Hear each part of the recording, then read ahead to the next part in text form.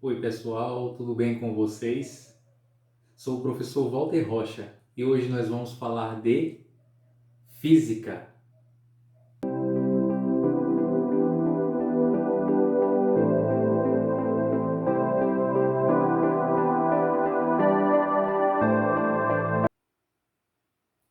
O assunto dessa aula são as cargas elétricas.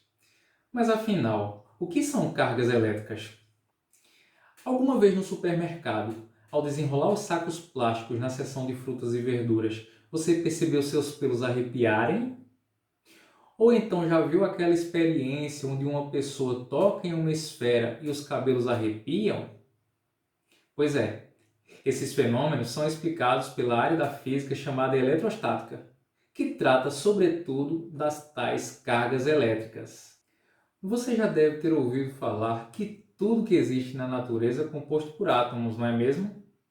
Então, os átomos são formados por prótons e nêutrons, que estão no núcleo do átomo.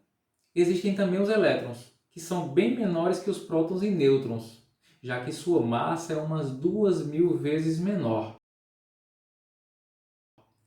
No entanto, quando se fala em cargas elétricas, elétrons e prótons se equivalem, porém com efeitos contrários.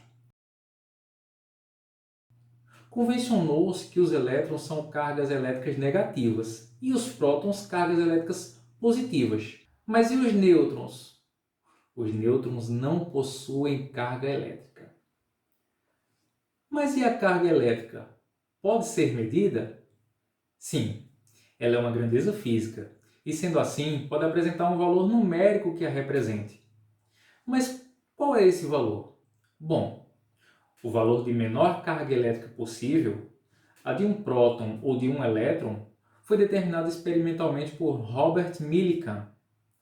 Como prótons e elétrons são partículas subatômicas, ou seja, muito, mas muito pequenas, o valor de sua carga elétrica também é muito pequeno. Chamamos de carga elétrica elementar. Representamos com a letra E, cujo valor é 1,6 vezes 10 elevado a menos 19 coulomb. O coulomb é a unidade de medida de carga elétrica. Em condições normais, todos os objetos têm uma igual quantidade de prótons e elétrons dos átomos que os compõem. Mas quando há algum desequilíbrio, que ocorre quando o objeto ou corpo ganha ou perde elétrons, dizemos que o objeto ficou eletrizado. Se o corpo ganha elétrons, ele fica carregado negativamente.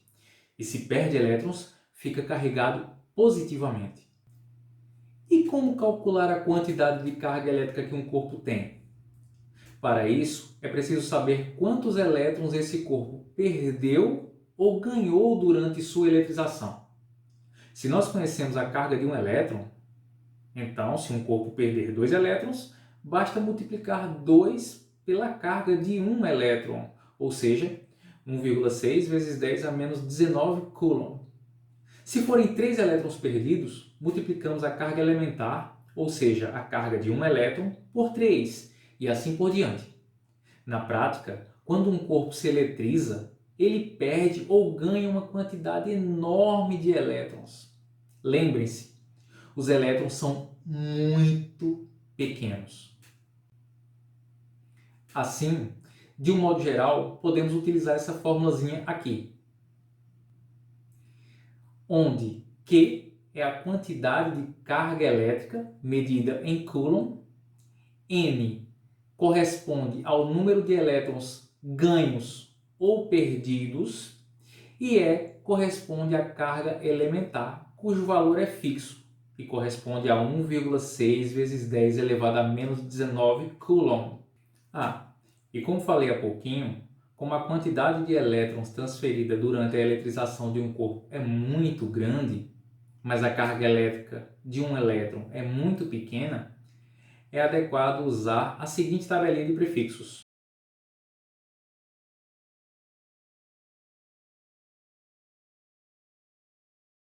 Esses são os valores mais usuais de submúltiplos do Coulomb.